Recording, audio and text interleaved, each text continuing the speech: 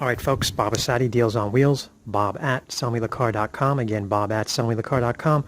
Repair video on how to drop the fuel tank on a 99 Cadillac Eldorado electronic touring coupe. There is no access to the fuel pump through the back seat or the trunk of this vehicle. You have to drop the fuel tank in order to inspect or change out the pump or the sending unit. I suggest you purchase the sending unit, which includes the pump. It only sent me back like 50 bucks. I bought it aftermarket. No way in hell I'm dropping whatever the ridiculous amount is that GM wants for their pump. Now, I want to just show you at its very basic level. The fuel tank is held in place by two metal straps on this particular model. 4 bolts. I just put them back where I removed them from. Hold the two straps in place, and here's the point I'm at right now. I'm going to show you step by step how to put the fuel tank back in place, and of course in the process of doing that you'll see how to remove it, because the installation of the fuel tank is the exact reverse as removal. There's the old fuel pump sending unit. As I was removing the lines, this snapped, and I don't know if this was the problem to begin with. This may have been fractured, causing my ridiculous fuel leak. And this part is stuck inside of the fuel line, so I'll just have to pull this out. Okay, here's the fuel tank itself. Sending unit sits right here. We'll put a new O-ring in there and just drop a new sending unit into the tank. One of the most difficult parts of doing this, maybe the most difficult part, was removing this little, I believe this is actually the early evaporation tube that goes into a link that you'll see. It clips into a link, and then this tube continues to run back to the charcoal canister located on top of the driver's side muffler on this vehicle. There's a clip identical to this one on this side. It's like a retaining clip type situation. You're supposed to push it in, push both clips in, okay, at the very edge right here. You could watch some tutorials on how to remove this actually, and I did just to be sure because I was just dumbfounded. I ended up breaking it. I think it's just because of the age of the vehicle and very, very poor design on this particular clip. So I'm probably going to have to order a new one. It's only going to set me back like 50 bucks or so. I already found it on the internet. So I'll probably be replacing this, and I noticed the rear one was broken, and it was setting off that code. I think it was, I don't know what it was, 0443 or something, that usually people tell you to check your fuel cap. So if you're getting that evap code that might be related to the fuel cap, you'll also want to check, like I said, the line that's a continuation of this one that goes into your muffler, the canister on top of your driver's side muffler, because mine is loose there. Removing the fuel pump and sending it is very simple. There are several videos you could watch on doing that. Basically, you just stick something here, like a big screwdriver or a pick of some sort, or even a tire iron. Put the sharp edge right here on the inside, not on the outside, here on the inside. Just hammer it, pop this loose. That baby will come right out. I already have an aftermarket one right here. Everything is just so. I'm popping in a new ring and everything. Took this connection off of the old one. Mine is already pre-wired for an aftermarket fuel pump. Okay, but I'm going to check that, make sure my connections all fit before I actually drop this into the tank. All right, and possibly inconvenience myself if the connections don't fit. So I'll make sure the connections fit here. Got 2 connections here. All right, so hopefully that'll do it. Like I said, this particular line should look like this, and here's what I have after pulling it off. The inlet came off. All right, so the most difficult part of this job, and in inspecting my fuel tank, my leak was coming mostly from here, which leads, as you can see, that trail right there up to the fuel pump sending unit area. But there also are tracks back there. See that? Coming from that vent tube area, which, interestingly enough, is connected to this nightmare clip situation here. So when I buy this hose, it'll also come with that piece that drops into the tank, which could possibly be leaking. So I'm going to have it pretty much solved either way, and let me just make another suggestion. What I should have done to begin with really is after leaving the vehicle off, I should have just fished a little camera at the end of a tube. You know, it's like a line about this thick. There's a camera at the end of it. It has a little light, okay, and it will actually light up this area, and then I could see with that camera, it's like a scope. I would look around and see where the leak is coming from. Okay, that would be another way to do it. In fact, after I do this installation, I'm probably going to do that in order to make sure I did it right. But I should have done that to begin with in retrospect. So I would suggest you do that to begin with. Obviously, whenever you're dealing with gasoline, you want to make sure that you wear gloves. I'm just filming right now. You want to make sure you're wearing goggles. Also, what I did, it's up to you. Actually, I suggest you look into your manual and see the safest way to secure your vehicle before you drop the tank. What I chose to do, and I'm not saying that you should do it this way. Again, you should look in your manual, do your own research, ask some certified mechanics. I put it on 4 ramps that are equal in height. I'm on level concrete surface. Those ramps are more than capable of holding the weight of this vehicle. And the vehicle is obviously in park with the e-brake on. And I'm not worried one bit about this vehicle moving at all. So that's how I lifted it up enough to get plenty of clearance to go ahead and pull this out. So let's go ahead and continue with this how-to.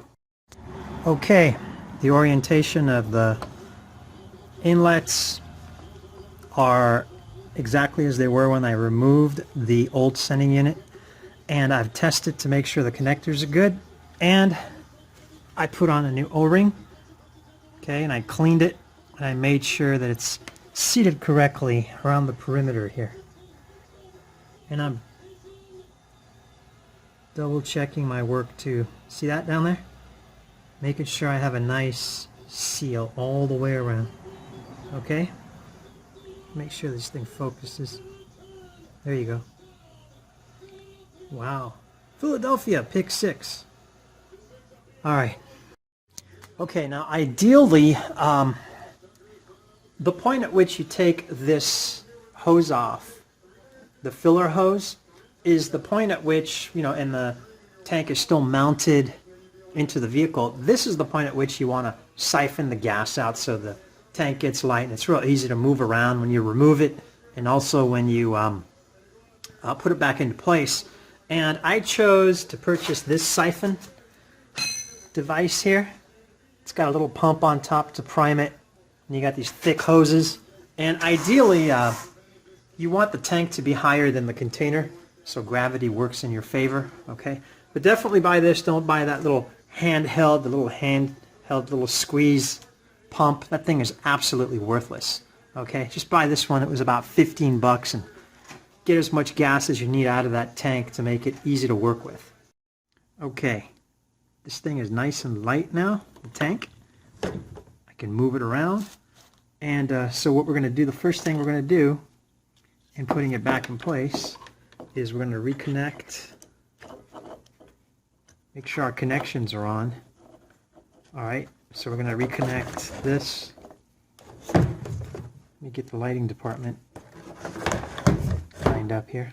So we're going to reconnect just the 2 little connectors, and we're going to make sure that, again, this is nice and flush exactly as it was when we removed the sending unit. That's how you have to put it back, because you don't want it stressing these lines out, all right, which may cause it to break like mine did.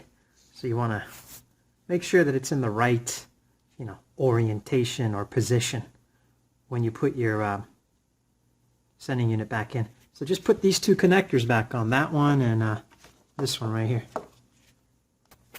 Now get yourself a board that's big enough to go across the length, or, well, the width, the longer span of the gas tank. So what we're going to do is position the gas tank on top of the board, center it, get it all aligned with the space up above, and then I'm putting a 3-ton jack on this side. It could just be a small regular jack, and then I'm putting another one on the other side, and then just jacking the tank up into position. You're starting to get the idea, huh? Easy peasy. All right, now these bolts came out of this heat shield right over here. Okay, see here? And when you're positioning the gas tank, you want to bring it in from the driver's side and sneak it up over the edge of the heat shield. Okay, and when you're removing it, it's the reverse. You want to push the tank. When you lower it, pull it towards the driver's side so you could slide it out from the left side of the car. Here is the edge of the shield. See? So you want the tank to go underneath here, slide up, okay? And also you want it to clear the back of the heat shield as well. It just runs down the pipe. You see right there? You want it to clear the back of that too, as you're positioning the gas tank to put it back in the car. And obviously if you're dropping the gas tank, like I said, you just pull it to yourself towards the driver's side. So let me position the tank and we'll come back. All right. The exhaust right here is catching the rear right edge of the tank, so I'm going to have to move it forward to get it to clear this. All right. We're just going to lift it up a little bit more, just a little bit, and then I'm going to hook up all the lines and all the connectors, and we're just going to lift it enough to connect this, and then we're just going to connect the fuel line to the fuel filter, and we're ready to throw the straps on, re-bolt the heat shield, and she's done. All right, see, it's clear. It's nice and even. All right, and we're going to put all the connectors and all the fuel lines up.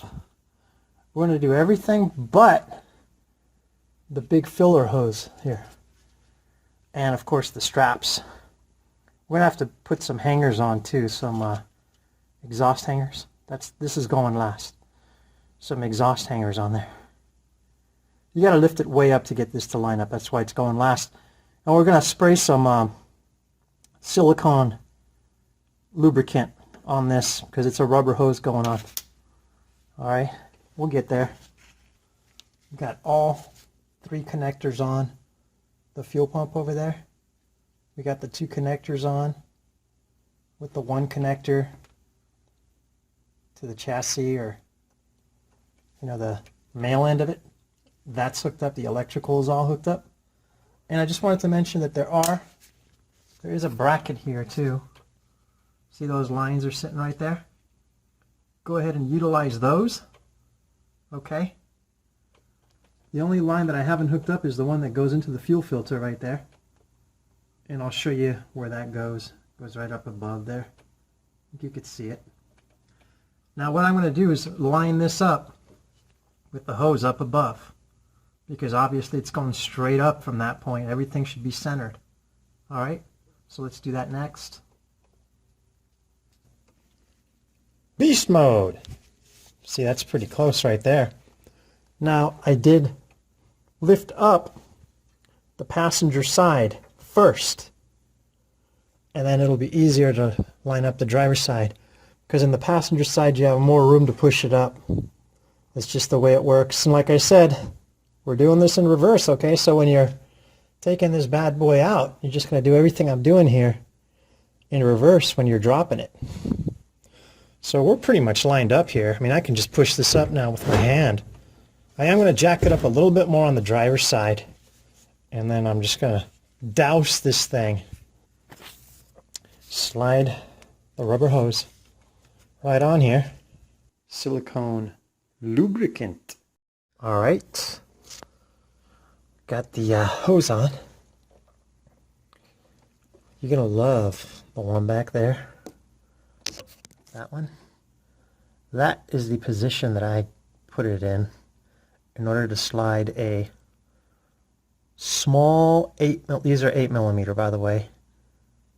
If you want to do it with a screwdriver, you're welcome to try. I just used a 8mm open-ended wrench, and it has the ratcheting action on the other side.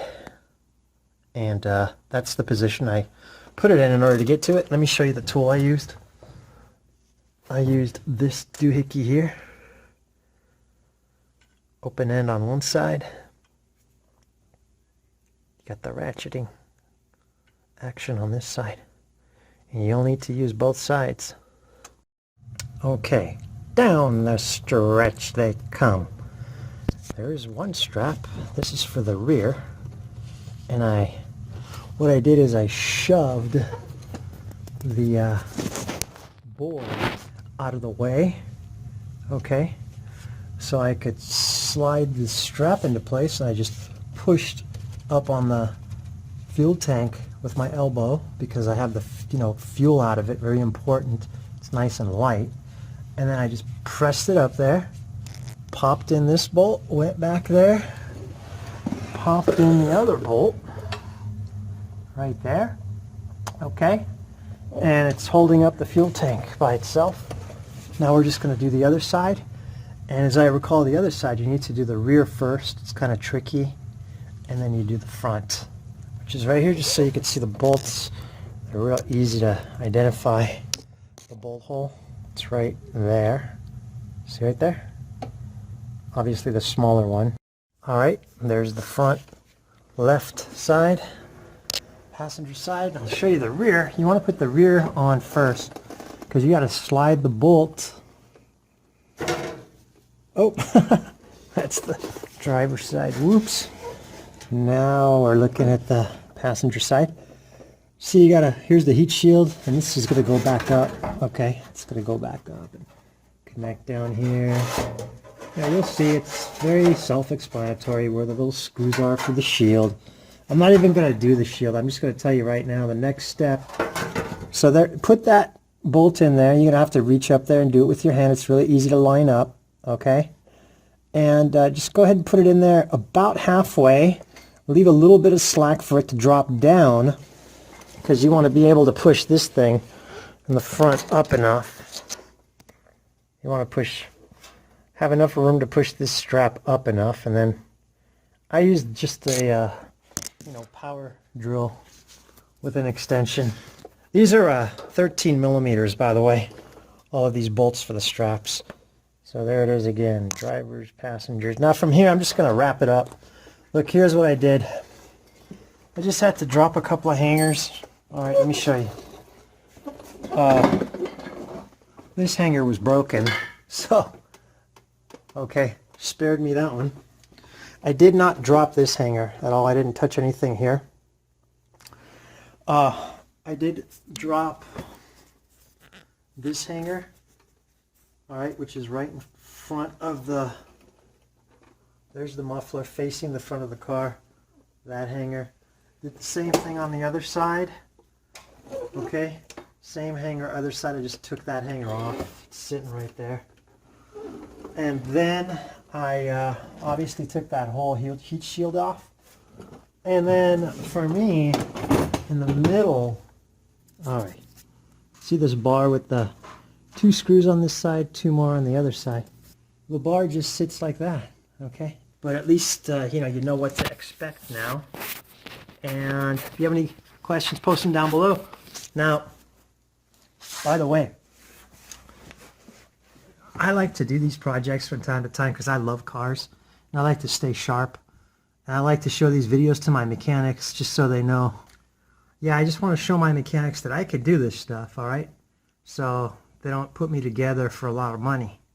But I also, Bob at sellmethecar.com, I actually have a dealer's license. I'm a car dealer in Las Vegas, Nevada.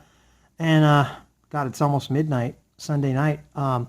By 1 o'clock, I'll be driving to LA to pick up several 2016 Nissan Altimas, still under factory bumper-to-bumper warranty. And I'll be bringing them back here, undercutting all the other dealers, selling them. And you won't have to do one of these jobs on a Nissan Altima 2016 with under 36,000 miles because it's under the full factory bumper-to-bumper warranty. Take a little paint meter down there, and I just put it on each of the metal panels, make sure the vehicle hasn't been hit. If it has been hit, it's been properly repaired. And I pick them up for a lot less than you can.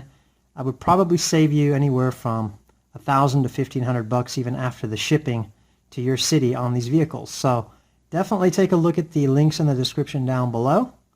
I save people thousands on 2 to 3 year old luxury cars. Easily, I could save you thousands on 2 to 3-year-old luxury cars still under the factory bumper-to-bumper warranty. So again, bob@sellmethecar.com. Don't forget to like, share, subscribe. If you have any questions or comments, ask them down below. I'll be happy to answer them to the best of my abilities. Add me to your social media, because if I see the vehicle you're looking for at the auction, I'll upload a 10-second to 1-minute video of the vehicle to either Instagram, Facebook, or Twitter. And go ahead and add me on all 3 of those so you get the heads up on the best selection nationwide. I'm on the West Coast. Our vehicles have no rust. Thanks again. I'll see you on the next video.